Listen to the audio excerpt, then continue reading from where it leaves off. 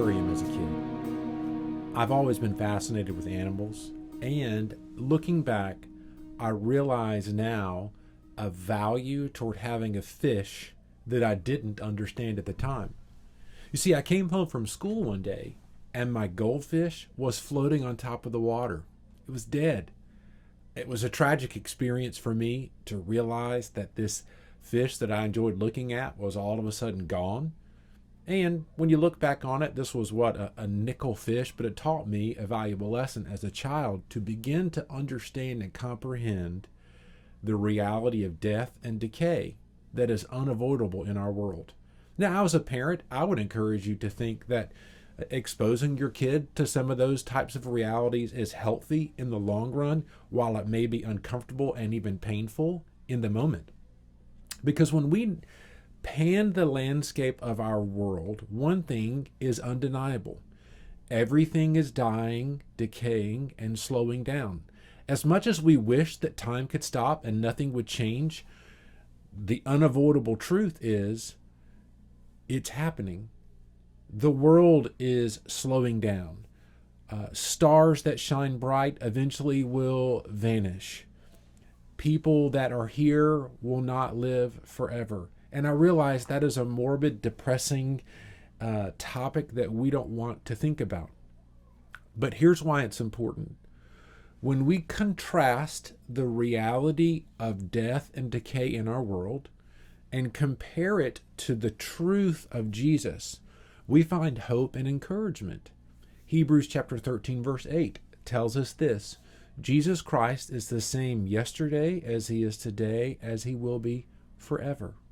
When we look at Hebrews chapter 1, verses 10 through 14, we see that the same Jesus that was involved in creation is now our constant hope and will be forever, seated at the right hand of God, involved actively in our creation. And in fact, it is only because of the sustaining power of God and the continuing work of Jesus that our planets are maintaining their orbit today. Without his work, we would all be hopeless. We can find rest and confidence in that today. You can find hope and encouragement and peace in that today.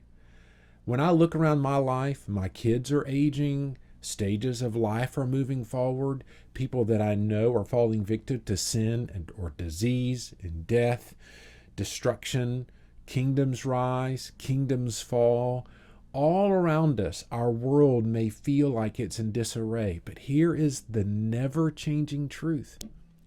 Jesus Christ is full of authority, full of power, actively involved in our world, actively involved in your life. He is the constant when everything around us is changing. And in his constance, his immutability would be the big theological phrase. In that constant, he is continuing to work, faithful to complete in you what he has started, faithful to complete in his church what he has started. That message of hope, of restoration, of reconciliation is the beautiful picture of the gospel that you and I have the privilege of living out, displaying to the world, and sharing with others. So as you go throughout today, I can't promise you that today will be devoid of trauma.